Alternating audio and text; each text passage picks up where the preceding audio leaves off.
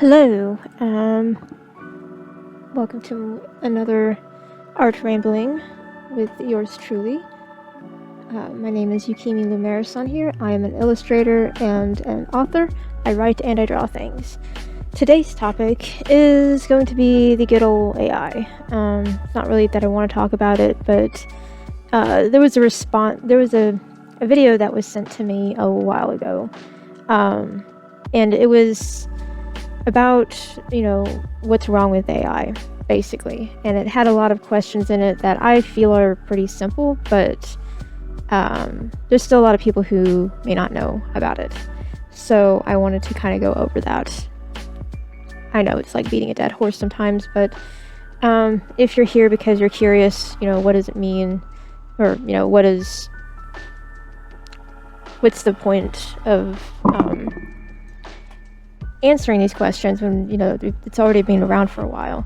I think it's important to remember that a lot of people are kind of just now arriving to these questions. Generative AI has been out since 2022, at least publicly, in the way that we know it now. And while I and a lot of other people learned pretty quick, within months, that it's not a good thing that it was made the way it was made, and it raised a lot of questions and concerns and so on. A lot of other people just didn't look into it. They didn't listen to the controversy, and they kind of steered away from it and just did their own thing, and they're kind of like now coming to it. And I want to kind of go into that. Like, a lot of people, I don't want to flame anything because there's a lot of that out there already. So here, this is just purely educational. I'm not going to show any examples because we all know pretty much what it looks like, at least in a general way. I can do another video going over that, but I don't think it's necessary. I think there's a lot out there already. So one of the questions given to me was that artists are upset because they're not getting credited for their work being put into these or being trained off of. And that is just not true. It's not about crediting. It's about being asked permission or being licensed to use your product, your personal IP, your intellectual property, and also the intellectual property of your clients if you do commission art, to train a model that is for profit. So this model is making money. This is the company that makes the model is making money off these models that are trained off of copyrighted material. That's all it is. I liken it to them stealing the wood and foundation to build a house and selling the house, but never paying the distributor or whatever for the materials that made that house. The house is transformative. You can't tell which beam and panel came from what company. You just know that it's transformative now. It's a completely different product. But it still needed the base material in order to be created. And so because they aren't ethically, properly sourcing the material to create this product that is for profit, that's where the issue lies. So now it's like with every pushback against against artists and writers and musicians and voice actors and all of that, with every time we are told that, no regulations yet, no, drag their feet through courts or whatever, the longer it takes, it's like everything that we put out into the world for, to share because we are human beings. It's like we are just handing it to the machine to then make money off of our own stuff and try to sell it back to us.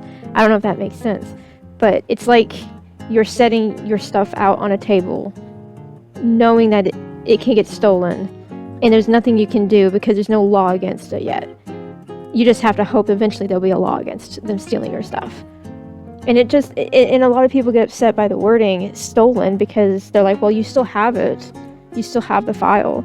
Because you still have the file, we didn't steal it. It's like middle school arguments. It doesn't feel like you're talking to an adult, because I'm like, any rational person who's been around should understand what I'm saying. But you see all these people who don't want to acknowledge that generative AI is bad, that this thing that they like could be bad. because then it makes them feel like they'll feel bad and they'll feel like they're doing something wrong, and nobody wants to feel like they're doing anything wrong. And that is a fundamental issue we have, I believe, as a society. Nobody ever wants to admit that they have ever been wrong, that they might have ever contributed anything negative to society or on an individual basis. And that's why we have a lot of problems. So I don't know if that makes sense. So I'm going to go ahead and move on to another question, because I can ramble for a long time about this. The next very common question I get is, AI is like autocorrect or spell check or photo manipulation with Photoshop, and we've had it for a long time, so why have artists not been up in arms about that? This is an argument I get from people who really don't understand digital art. They just see computer make art, ta-da. So anybody who does digital art understands that photo manipulation, if you're going to make a photo manipulation and you're going to share it with the world, if you use things that you didn't really source properly, you'll probably credit it if you're trying not to be, a thief. But if you want to make money off of it, then you not just credit, you also pay for the licensing right. You make sure that your source material is sourced in a way where you have the copyright, or it's like Creative Commons. It's something every artist learns, and they might start off doing the first thing where they just take images off the internet and add glitter and stuff because they're just learning, and that's normal.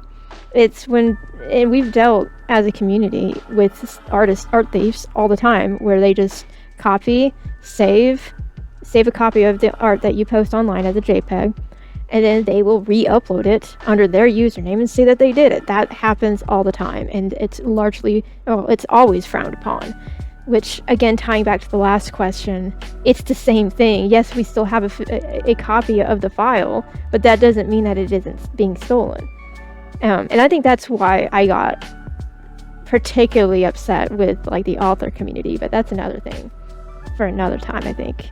But back to the second question with the autocorrect, spell check, and photo manipulation. I've covered the photo manipulation, so let's go with the autocorrect and spell check. I didn't fully. The photo manipulation is just photos being thrown together. Not really thrown together, I just said that. I've done photo bashing, where you take a bunch of photos, you put them together, you cut them, you change them just a bit, and then you paint over them. That's photo bashing. And then photo manipulation, you kind of go a step further and you add all these other effects and create something different. You see this a lot on book covers. And it takes a skill to learn and a skill to do well. And that's something that generative AI can't do. Generative AI is not just cutting a bunch of things and throwing it together. It's like a photo manipulation. That is a common misconception, and it is used to diminish the issue of generative AI. So no, it is not the same. As far as autocorrect and spell check, this leads to the next part of this, which is the differences of generative AI versus other AI.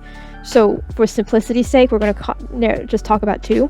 And generative AI is the one that's the bad one, and the narrow AI is the one that we're all used to with autocorrect and spell check.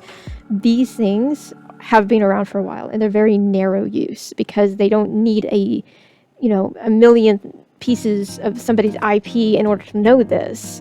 It's a very focused data set. There's no infringement involved. So that is very important distinguishment, because if generative AI and narrow AI were the same, then this whole thing would, I don't know. It's not the same though. And that is very important to understand, so that people can stop conflating the two, because conflating them is what leads to it taking longer and possibly losing rights and stuff, because people who don't understand the technology end up writing the laws, which runs the risk of it not favoring the people and instead favoring these companies that really, really, really want to keep stealing from us to make this product. So, in conclusion, the last part is the environment impact, and this is a part that is very important to me, but I also see what a lot of people are saying, They're saying, and I don't see it in a way of, yeah, we can write it off. I see why they're saying it. People will say, well, you drive a car, you use a cell phone, you have a 3D printer, all these things that contribute negatively to greenhouse gases and the environment. And they liken that to generative AI, and they're like, well, what's the difference? You can't, there's no such thing as ethical consumption under capitalism. It's a very common thing that a lot of people go to. But I posit this 2.5, 3 years ago. We did all of the tasks that people are using ChatGPT for just fine. We don't need it. Like, it's not something that is integrated in our society that we have to do. No one's pointing a weapon at you and saying you have to generate a book cover. You have to. Because before that, people will be like, I need a book cover, what do I do? And then they'll ask the community, and the community will point them to resources. And the cover might not look very good because it's just like some stock photos that they find and slap on some text, and they're not a graphic designer, but it gets the job done. And as an indie author, you're trying to sell a story, and if you can get to a certain point in your career as an author, or just doing it on the side, if you're working, you set aside $20 a month. After like 5 months, 6 months, you have enough money to probably pay an amateur artist, someone new at it who's just trying to get their foot in the door, to do some art for them. It'll be sketchy. You get what you pay for, but at least you're supporting a real artist and not that. And a phone, a car, especially in the United States, our society is built around it. You can't get a job without a car in like most cases, unless you're in a city with good public transportation. But if you're one of the millions of people who are in rural America, you're not going to have a very easy time. And even then, it's rough out there. So that's my main thing, is that you can choose not to use it. Nobody is forcing you. Unless your employer does. That's a different story. But like on your off time, you don't have to do it. Nobody's making you. That's so I don't understand why you should find a way to be okay adding to the problem when you can just choose not to. Art has no barrier of entry. A pencil, you can get a pack of them for like 50 cents at Walmart. It's back to school time.